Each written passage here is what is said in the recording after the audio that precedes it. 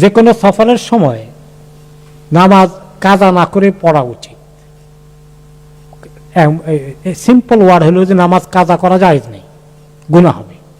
কিন্তু সফরের হালতে একটা ছাড় আছে। ছাড়টা কি? 2 ওয়াক্ত, এক নম্বরে কসর করা একটা ছাড়। তাছাড়া আরেকটি ছাড় হলো যে 2টা ওয়াক্তকে 1 ওয়াক্তে পড়া যায়। জোহর আসরকে 1 গো 1 ওয়াক্তে পড়া যায়। মাগরিব এশাকে 1 গো 1 ওয়াক্তে পড়া যায়। কোন সময়? আসরকে জোহরের আগে অ্যাডভান্স পড়া যায়, অথবা জোহরকে ডিলে করে আসরের সঙ্গে পড়া যায়। আর মাগরিবের সময় পড়তে হলে মাগরিবের সঙ্গে অ্যাডভান্স ওয়াক্ত হওয়ার আগে এশা পড়ে নেওয়া যায়, আর মাগরিবকে ডিলে করে লেট করে এশার সঙ্গে পড়া যায়, তাই না? আর সফরের সময় তো সুন্নত পড়া লাগে না, তো ফরজ তো পড়েই কসর করে, কসর মানে 4 রাকাত নামাজ 2 রাকাত পড়বেন, আর তারপরে 2 রাকাত জোহর পড়লেন, সঙ্গে সঙ্গেই 2 রাকাত আসর পড়ে ফেললেন।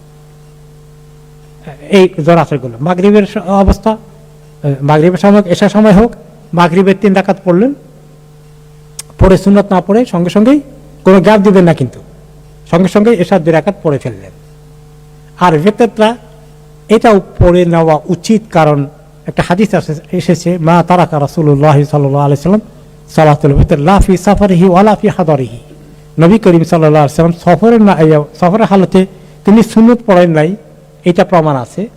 কিন্তু তিনি ভিতরের ব্যাপারে বলেছেন যে তিনি কখনো সফরের হালতে হোক, নিজের এলাকায় থাকা অবস্থা হোক, কোনো অবস্থাতে তিনি ভিতরকে মিস করেননি।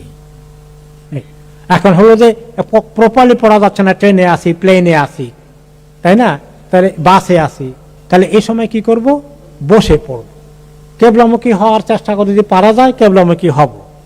যদি কেবলামুখী হওয়া অসম্ভব হয়ে যায়, তাহলে কেবলা মিস করলেও হয়ে যাবে। যতটুকু পারা যায় একটু সাইড যদি হওয়া যায়, একটুখানি যদি ঢোলা যায় চেষ্টা করবো, না হলে যেদিকে আসছি সেদিকে পড়লে হয়ে যাবে।